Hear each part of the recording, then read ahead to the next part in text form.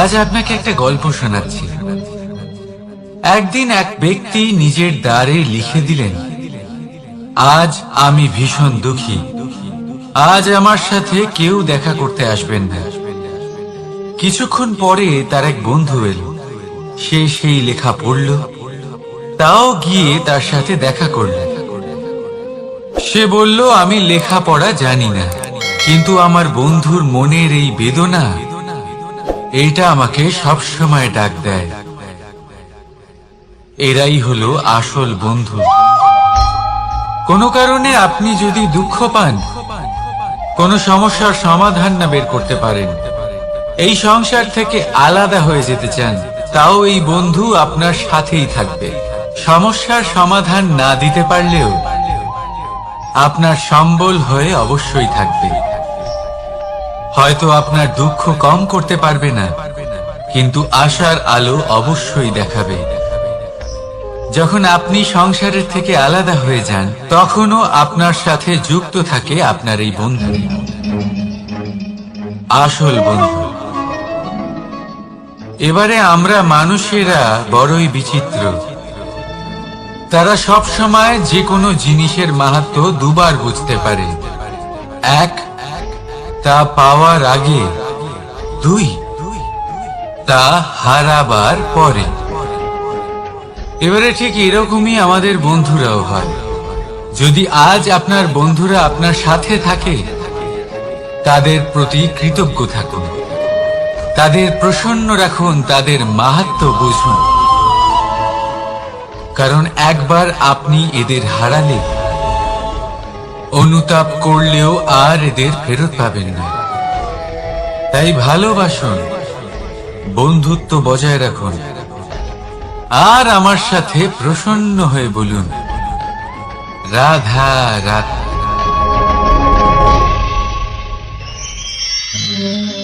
আমাদের মধ্যে বহু মানুষ মাঝে মাঝে নিজেকে অকর্মণ্য মনে করি। ভেবে নিই যে এত চেষ্টা করার পরেও কিছুই পেলাম না, আর হয়তো পরেও কিছুই পাব না।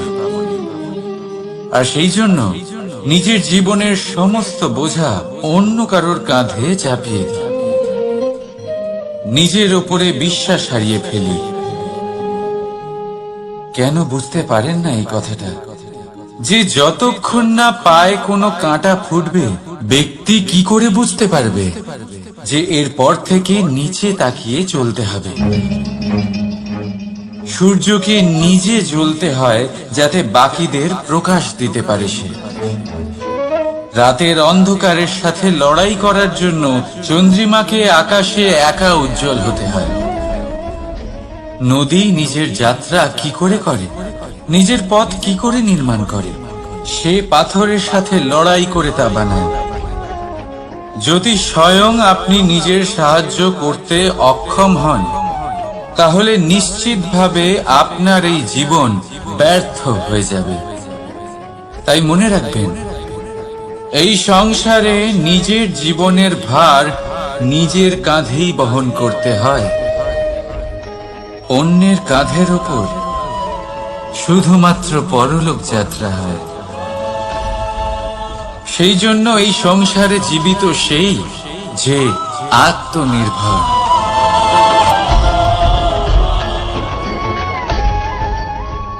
রাধা রাধা। সময়, কথায় বলে সময়ের পূর্বে কিছুই হয় না। প্রতিটা ঘটনার একটা সময় থাকে। সময়ের আগে না সূর্যোদয় হয়, আর না সূর্যাস্ত হয়। সময়ের পূর্বে গাছে না ফুল ফোটে, না ফল ধরে। কিন্তু একটা কথা ভেবে দেখুন, যদি বর্ষা আসার আগে কৃষক ভূমিকে না প্রস্তুত করে, বীজ রোপণ না করে, তাহলে কি ফসল ফলবে? যদি কোনো যোদ্ধা যুদ্ধের পূর্বে নিজের অস্ত্রের ধার না দেয়, তাহলে সে যুদ্ধ কি করে লড়বে? এর মানে এটাই হলো যে সময় আপনার যখন আসার তখন অবশ্যই আসবে, কিন্তু ততক্ষণ এটাও গুরুত্বপূর্ণ যে আপনি নিজেকে তার জন্য তৈরি রাখুন। কারণ এই সুযোগ, এই কথাটা শুনতে যত ছোট, এটা আসেও ততটা কম সময়ের জন্য, তারপর চলেও যায়।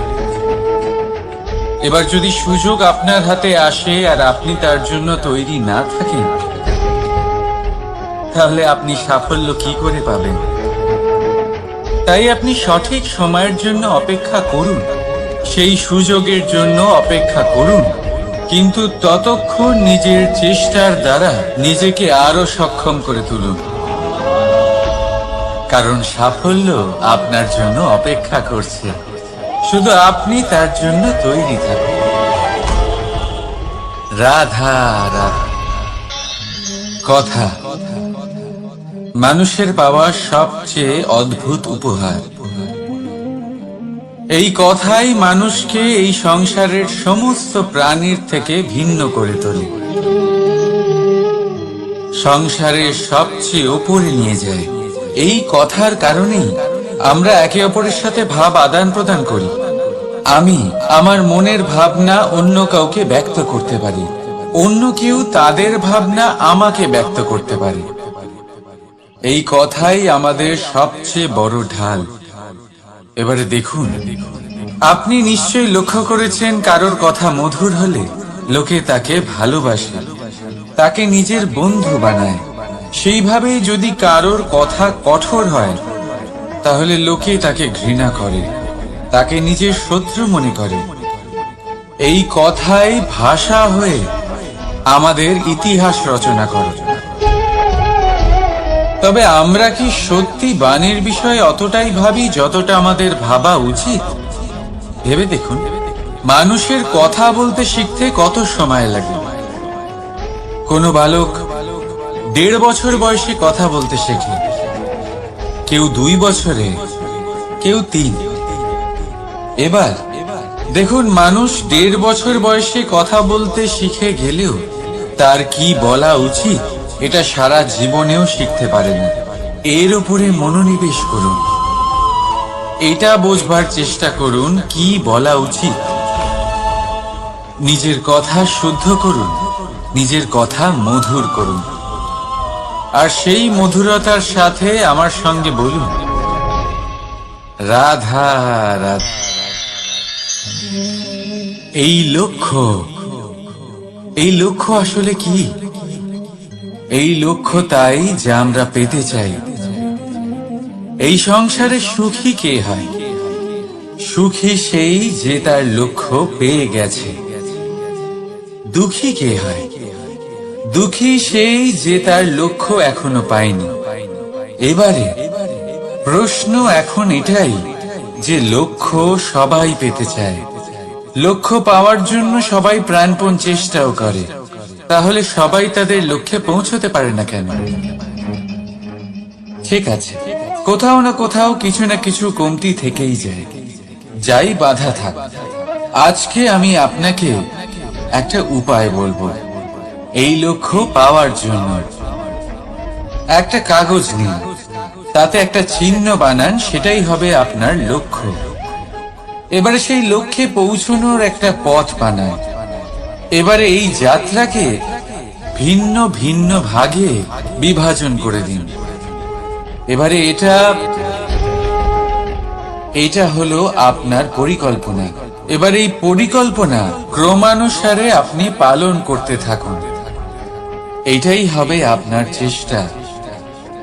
এবার এইভাবে যদি আপনি চেষ্টা করতে থাকেন, যাই আপনার কল্পনা হোক না কেন তা বাস্তব অবশ্যই হবে। তাহলে এই কল্পনাকে বাস্তবে রূপান্তরিত করুন। এইভাবেই নিজের পরিকল্পনা পালন করতে থাকুন। আপনার যাই কল্পনা থাকুক বা যাই লক্ষ্য থাকুক, তা বাস্তবে পরিণত হয়ে আপনার হাতে অবশ্যই আসবে। রাধা রাধা। বাবার এক মিত্র ছিলেন, বড়ই দুঃখী ছিলেন, বিপদে পড়েছিলেন। কি করবেন? ব্যবসা ভালোভাবে চলছিল না, বাড়িতে শান্তি ছিল না, সমস্ত জায়গায় ক্ষতি হচ্ছিল। তাই উনি একজন জ্যোতিষীকে দেখালেন। জ্যোতিষী বললেন, আপনার যে বাড়ি আছে সেটা আপনার জন্য অশুভ, আপনার এই বাড়ি পাল্টে ফেলুন। উনি বাড়ি পাল্টে ফেললেন, তবুও ওনার সমস্যার সমাধান হলো না। তারপর একজন জ্ঞানী ব্যক্তি ওনাকে বললেন যে আপনার জামা কাপড়ের যে রং সেটা বিপদকে আমন্ত্রণ জানাচ্ছে, এই জামা কাপড়গুলিকে পাল্টে ফেলুন।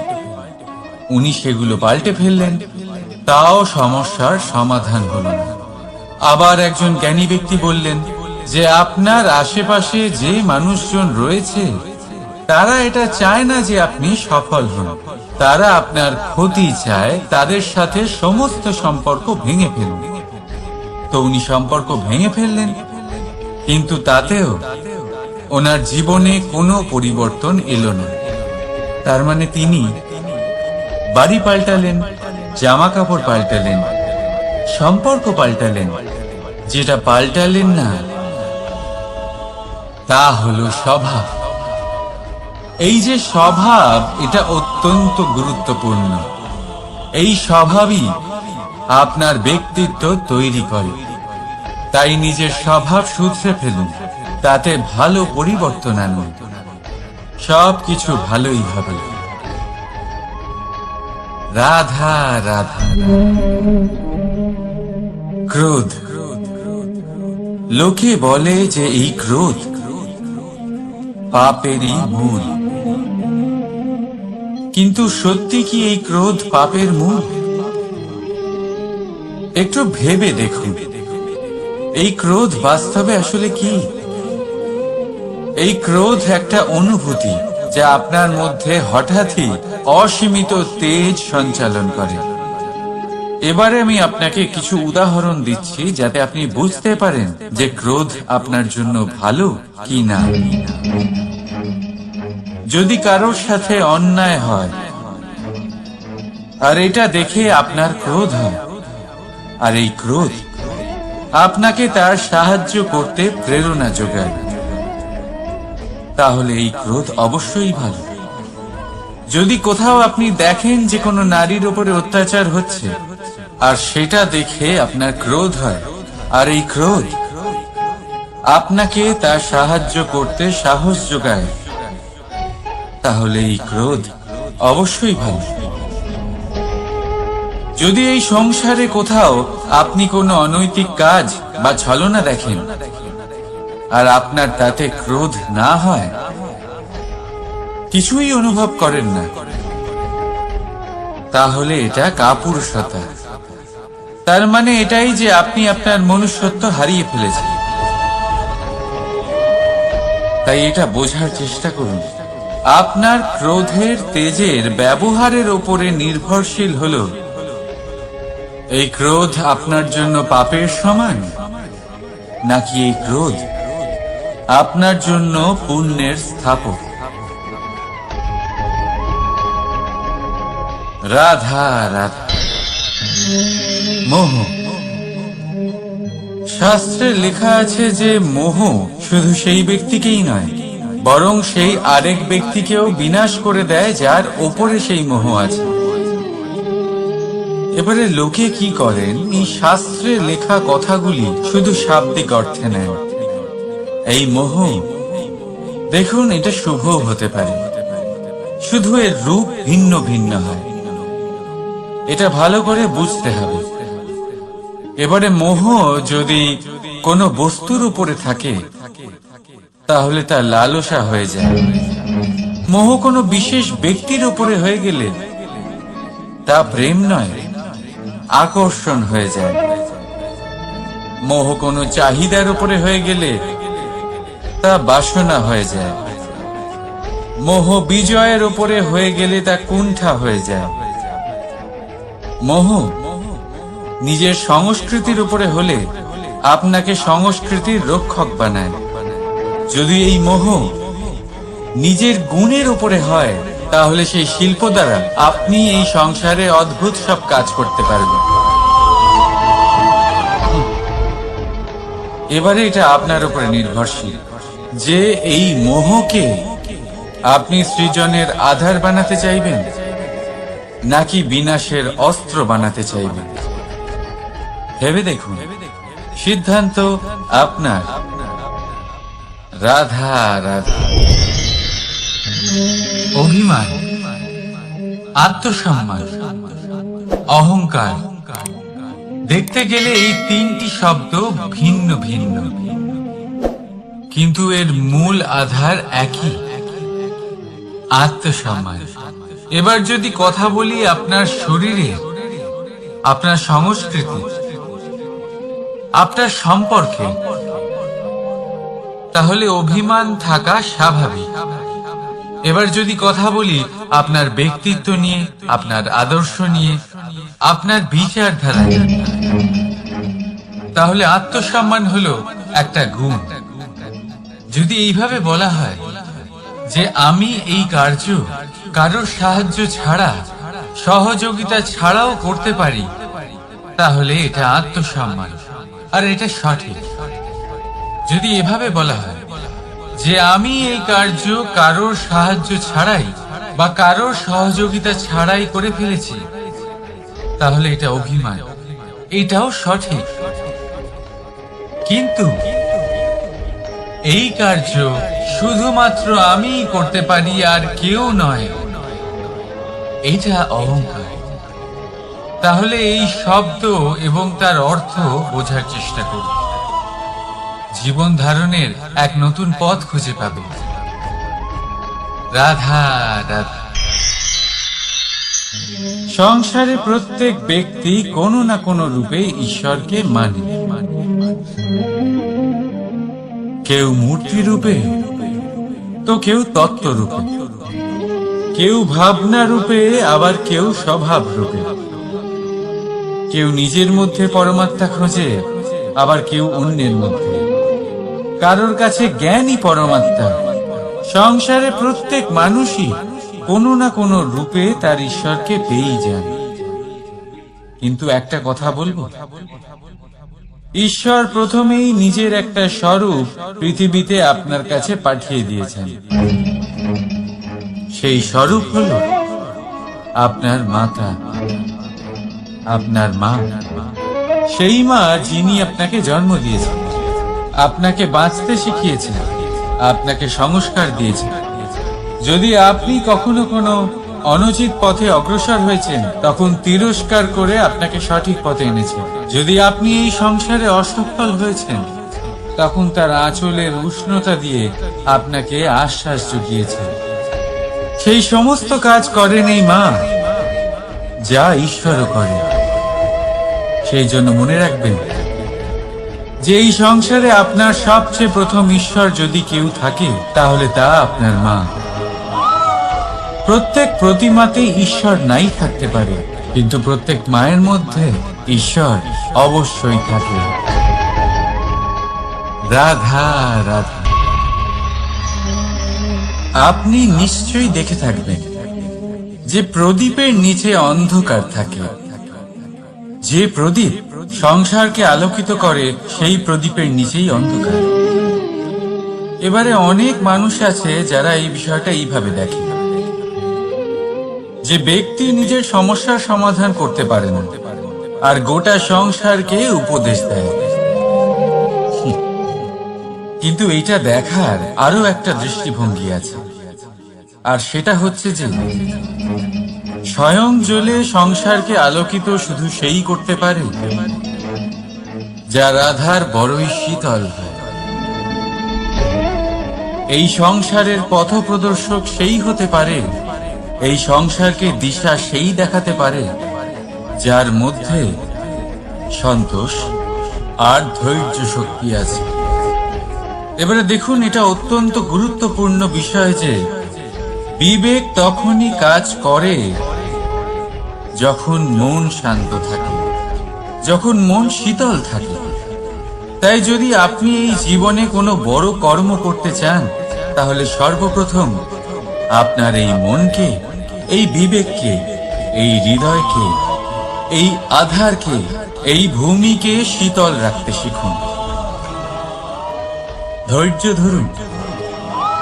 সংসারে এমন কিছু নেই যা আপনি করতে পারবেন না। রাধা রাধা।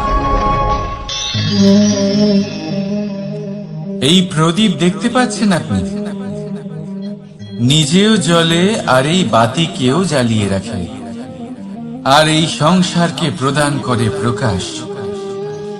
অন্ধকারাচ্ছন্ন ব্যক্তিকে প্রদান করে আশার আলো। কিন্তু এটা কখনো ভাবে না যে সেই মাটি কেমন হবে যা দিয়ে এটা তৈরি করা হয়েছে, সেই কুমোর কেমন হবে যে একে আকার দিয়েছে। ভাবে না যে একে কিনেছে তার বাড়ি কেমন হবে, তা কতটা সুসজ্জিত।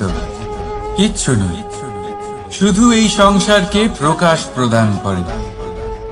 আর হয়তো সেই জন্যই প্রদীপকে এত ভালোবাসা হয়। সে নিজের বা অন্যের বাড়ি দেখে কখনোই জ্বলে না, সে জ্বলে শুধু অন্ধকারের সাথে লড়াই করতে। তাই আপনিও নিজের ব্যবহার এই প্রদীপের মতো করে তুলুন। নিজের পরিচয় সরিয়ে নিঃস্বার্থভাবে কর্ম করে যান, আর নিজের জন্য এক নতুন, এক বিশাল, এক অদ্ভুত পরিচয় তৈরি করুন। রাধা রাধা। এই সংসারে প্রত্যেক ব্যক্তি বড় কিছু করতে চায়, এমন কিছু যা এই সংসারে কেউ আগে কখনো করেনি। এমন জায়গায় পৌঁছতে চায় যেখানে এর আগে কেউ কখনো পৌঁছতে পারেনি, আর কেউ এতে সফলতা অর্জন করে। কিন্তু কিছু মানুষ অসফল হয় কেন? এটাই আমার প্রশ্ন। না তো তাদের ইচ্ছেতে কোনো কমতি থাকে, না কমতি থাকে তাদের চেষ্টায়। তাহলে কেন এরা পিছিয়ে পড়ে? এর উত্তর বড়ই সরল। এই সংসার আপনাদের বলি কিভাবে। আপনারা সকলে সংসারে মহান কাজ করতে চান, সেই মান, সেই সম্মান পেতে চান যা এর আগে কেউ কখনো পায়নি। কিন্তু আপনার সমস্যা এটাও যে এই কাজে সংসার আপনার সাথে থাকছে না। বড়ই অদ্ভুত ব্যাপার। দেখুন, ভুলে যান গোটা সংসারকে, জীবনে একা একা এগিয়ে চলুন। গঙ্গোত্রী থেকে যখন একটি জলের ফোঁটা বেরোয় তখন সেটা শুধু এক বিন্দু জল। তারপরে যখন সে তার যাত্রা শুরু করে অন্য জলের ফোঁটার সাথে মিশে, তখন সে স্রোতে পরিণত হয়, গঙ্গাতে পরিণত হয়। যদি আপনি জীবনে এগোতে চান তাহলে একলা এগোতে শিখুন, নির্ভীক হয়ে, সাহসের সাথে, ধনাত্মক চিন্তা নিয়ে জীবনে এগিয়ে চলুন, একা এগিয়ে চলুন। আর দেখবেন সেই মান, সেই সম্মান আপনার জন্যই অপেক্ষা করে আছে। রাধা রাধা। কর্ম। মানুষ সর্বদা কর্ম করতে থাকে, আর এই কর্মের জন্যই সে মান, সম্মান, ধন, প্রতিষ্ঠা লাভ করে। এবার মানুষ সবসময় চেষ্টা করে যাতে সে ভালো কর্ম করে যায়। তাহলে আপনাকে বলি, শুধু ভালো কর্ম করাই আবশ্যক নয়, তার থেকে বেশি জরুরি হলো এই খারাপ কর্মকে বোঝা আর তার থেকে দূরে থাকা। কারণ যখনই আপনি কোনো সঠিক কাজ করেন বা ভালো কাজ করেন, কেউ তা মনে রাখে না। কিন্তু এই সংসারে বিষয়টা হলো এরকম, আপনি একটা খারাপ কর্ম করুন আর সেটা সবার মনে থাকে। এই খারাপ কর্ম কাজলের এক কৌটোর মতো হয়, আপনি যতই চেষ্টা করুন বাঁচিয়ে ব্যবহার করার, কিন্তু এই কালিমা কোথাও না কোথাও অবশ্যই লেগে থাকে। সেই জন্য জীবনে ভালো কর্ম অবশ্যই করুন, কিন্তু তার থেকেও বেশি জরুরি হলো এই খারাপ কর্মের থেকে দূরত্ব বজায় রাখা। আর এটা অবশ্যই করবেন। রাধা রাধা। সংসারে সমস্ত জায়গায় এই ব্যবসা চলতে থাকে। কিছু পাওয়ার জন্য কিছু দিতে হয়, লাভের জন্য কিছু বিনিয়োগ করতে হয়। যদি কারোর অনুভূতি জানতে হয়, তাহলে নিজের অনুভূতিকে ব্যয় করতেই হবে। এবার দেখুন না, কারোর আসল চেহারা যদি জানতে হয়, তাকে স্বাধীনতা দিয়ে দেখুন। যদি কারোর মনের শুদ্ধতা জানতে হয়, তাহলে তাকে ঋণ দিন। যদি কারোর গুণ জানতে হয়, তাহলে তার সাথে একসঙ্গে বসে ভোজন করুন। যদি কারোর ধৈর্যের পরীক্ষা নিতে হয়, তাহলে তাকে তার প্রিয় কাজ করতে বারণ করে দেখুন। যদি কারোর ভালো দিক জানতে হয়, তাহলে তার থেকে পরামর্শ নিয়ে দেখুন। এক অনুভূতির বদলে অন্য এক অনুভূতি বিনিময় করতে হয়। কিন্তু এই সংসারে একটাই এমন অনুভূতি আছে, যেটা দেখার জন্য, যেটা পাওয়ার জন্য আপনাকেও ঠিক সেই অনুভূতিটাই দিতে হবে। আর সেটা হলো প্রেম। যদি কারোর ভালোবাসা দেখতে হয়, তাহলে তাকে নিঃস্বার্থ ভালোবাসা দিন। যদি কারোর থেকে ভালোবাসা পেতে চান, তাহলে তাকে নিঃস্বার্থ পরিশুদ্ধ ভালোবাসা দিন। রাধা রাধা। কথায় আছে, সময়ের পূর্বে আর ভাগ্যের বেশি কেউ কিছুই পায় না। এবার এর মানে কি এটাই যে আপনি শুধুমাত্র সময়ের অপেক্ষা করবেন, সবকিছু নিজের ভাগ্যের উপর আর কপালের উপরে ছেড়ে দেবেন, নিজে কিছুই করবেন না? যদি আপনি এরকম করেন, তাহলে আপনি একটা বস্তু অবশ্যই পাবেন: নিরাশা, অসফলতা। এবারে আপনি বলবেন, যদি সবকিছুই ভাগ্য আর সময়ের উপরে নির্ভরশীল হয়, তাহলে আমরা কি বা করতে পারি? করতে পারেন চেষ্টা, পরিশ্রম। এই চেষ্টাই আপনার জীবনে সেই সময়কে আপনার কাছে টেনে নিয়ে আসে, সেই সময়ে যার অপেক্ষা আপনি করছেন। আর এই ভাগ্য তার সামনেই নত হয়, যে সর্বদা পরিশ্রম করতে থাকে। রাধা রাধা। এই পদ্ম ফুল দেখতে পাচ্ছেন? এর অভ্যেস হলো জলস্তরের ওপরে ভাসা। সেই জন্য জলাশয়ের জলস্তর যখন বৃদ্ধি পায়, এই যে ফুলের কাণ্ড দেখছেন, সেটাও বাড়তে থাকে, যাতে এই ফুল জলস্তরের উপরে থাকে। কিন্তু যখন সেই জলাশয়ে জলস্তর নামতে থাকে, সেই কাণ্ড নিজেকে ছোট করতে পারে না, আর এই ফুল নিজের ভারে নিজেই ভেঙে পড়ে। এবার এটা আমাদের সাথেও হয়। সময়ের সাথে আমরা জীবনে যত সাফল্য পাই, আমাদের জীবনের স্তর বাড়তে থাকে।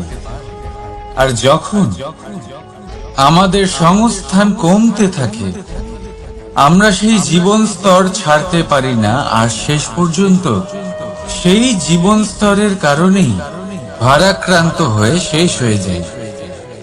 সেই জন্য যদি কিছু রাখতে হয় তাহলে তা হলো দৃষ্টিভঙ্গি। সাধারণভাবে জীবন যাপন করতে শিখুন। সময়ের চক্রও আপনাকে মাত দিতে পারবে না। রাধা রাধা।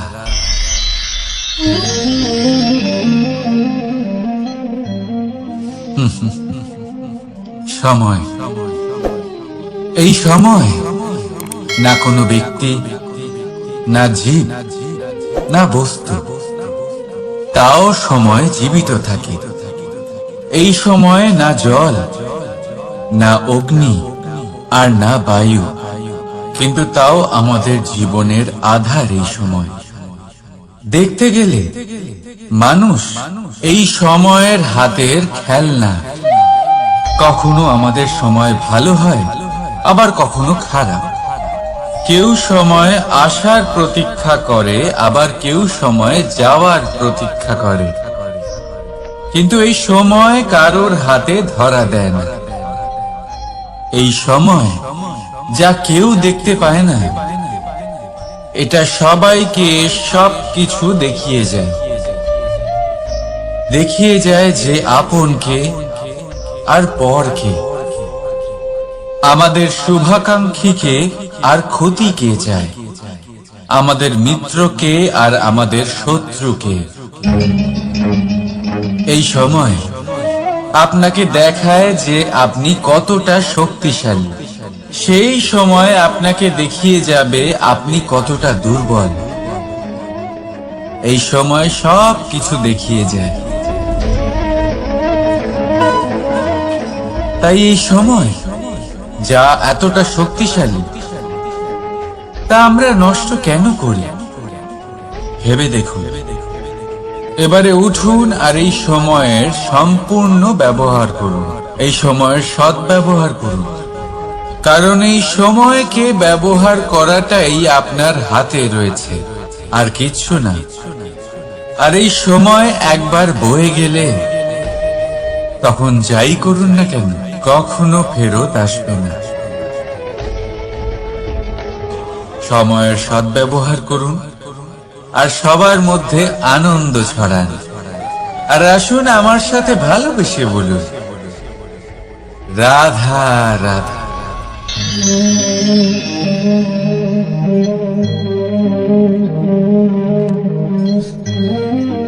এই জল দেখতে পাচ্ছেন আপনি? এটা ঘোলা জল, এতে ময়লা মিশে আছে। কিন্তু যদি আপনি এটা কিছুক্ষণ এমনি ফেলে রাখেন, তাহলে দেখবেন এই ময়লা আপনা থেকেই নিচে থিতিয়ে পড়বে। কিন্তু এই পাত্রটা নাড়াতে থাকলে এমনটা হবে না। শান্ত ছেড়ে দেবেন, তবেই এই ময়লা নিজেই নিচে চলে যাবে। ঠিক সেইভাবেই যখন আমাদের জীবনে কোনো সমস্যা আসে, কোনো অশান্তির সৃষ্টি হয়, তখন উত্তেজিত হয়ে পড়লে, নিজের সংযম হারিয়ে ফেললে আমরা এর সমাধান পাব না। শান্ত থাকলে তখনই সমস্যার সমাধান পাব। তাই মনে রাখবেন, ধৈর্য আর সংযম দ্বারা শান্ত মনে বিচার করলে যত বড়ই সমস্যা হোক না কেন, তার সমাধান আপনি অবশ্যই পাবেন।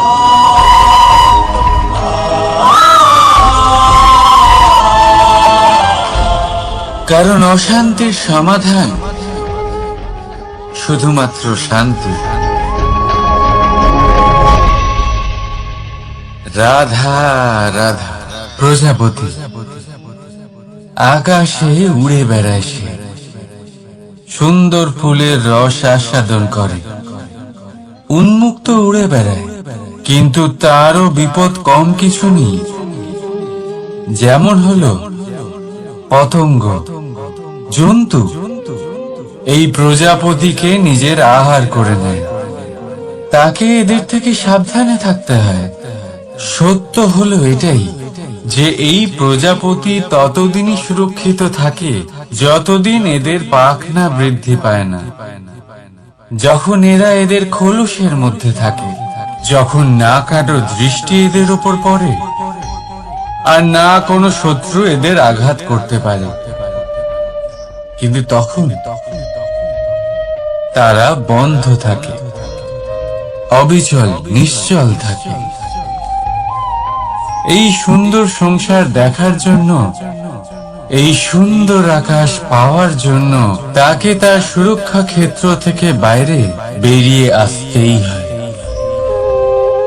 আর এটাই জীবনের নিয়ম। মানুষের সাথেও ঠিক এরকমই হয়। যদি মানুষ বিশ্রাম আর সুরক্ষা এদের বন্ধন থেকে না বেরোয়, তাহলে সে জীবিত অবশ্যই থাকবে, কিন্তু জীবন ধারণ করতে পারবে না। কারণ যদি জীবনে বড় কিছু করতে হয়, বড় কোনো কিছু পেতে হয়, সাফল্যের শিখর অবধি পৌঁছতে হয়, তাহলে সর্বপ্রথম আপনাকে নিজের সুরক্ষা ক্ষেত্র থেকে বেরিয়ে আসতেই হবে। এই আরামকে ত্যাগ করতেই হবে।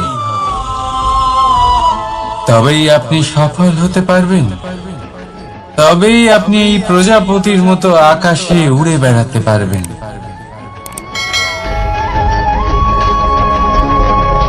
রাধা রাধা।